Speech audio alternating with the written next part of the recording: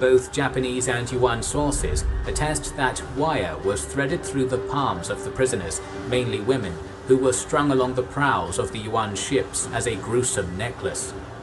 By the 13th of November, Tsushima had fallen and Hotan ordered the fleet to the next island, Iki.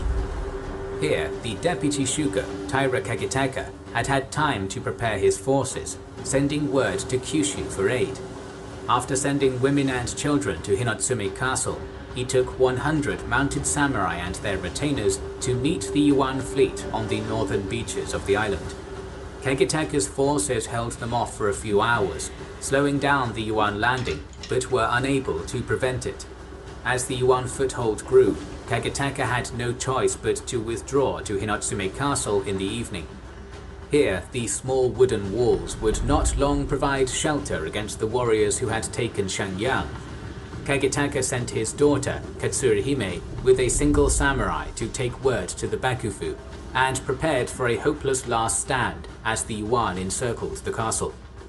Women and townspeople within the castle joined in the defense, hurling what they could at the enemy. Catapults and Mongol arrows made short work of those on the walls, and when Kagitaka attempted to lead a valiant sally through the gates, he found the Mongols pushing captive Japanese before them, wire threaded through their palms, living cover for the Mongolian archers. His numbers dwindling, Kagitaka led what was left to the castle.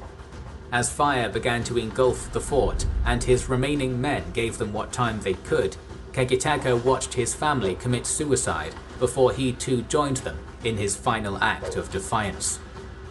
Iki was thus overrun, and slaughter and other atrocities followed. Katsurahime never made it to shore, her boat coming too close to Mongol arrows. Survivors, such as Katsura's samurai bodyguard, brought news of the terrors on Tsushima and Iki to the rest of Japan. In popular tradition, upon learning of these horrors, the regent, Hojo Tokimune, stated that this would be the most momentous occasion of his life. When asked by a nearby priest how he intended to reply to the Mongol invasion, Tokimune shrieked "Katsu!" victory. As we covered before, the Mongols would not find victory on the shores of Hakata Bay, where stiff Japanese resistance and an unexpected storm pushed the remnants of the fleet back to the Yuan realm. Undaunted by the efforts of this small archipelago, Kublai threw another, even larger fleet against Japan after he had conquered the Song dynasty.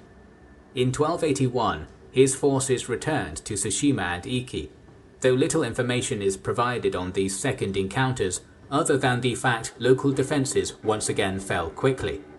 One detail provided is that Saito Sukesada's son, So Moriaki, continued in his father's legacy and fought the Mongols on the beaches of Tsushima. Another is that the crying of children in the mountains of Tsushima alerted the Mongols to the presence of families hiding there, resulting in the deaths of 300.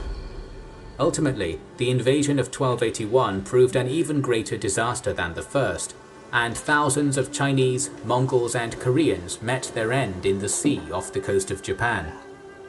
The local defences on Tsushima and the Japanese islands continued to be maintained during the following decades for the possibility of a Mongol return, which was threatened but never materialized. Emboldened, Japanese pirates once more began to threaten the coastline, continuously attacking Korea throughout the Yuan and Ming eras, and in time ranging as far afield as Malaysia.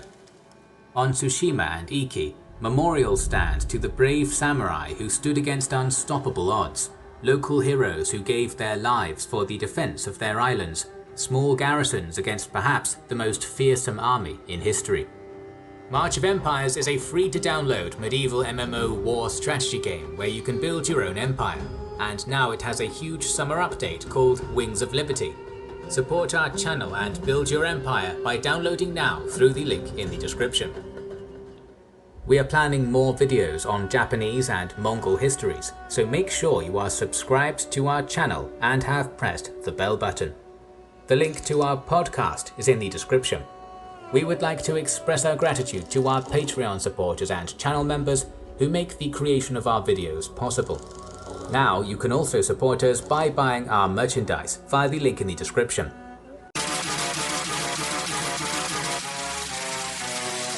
trapping.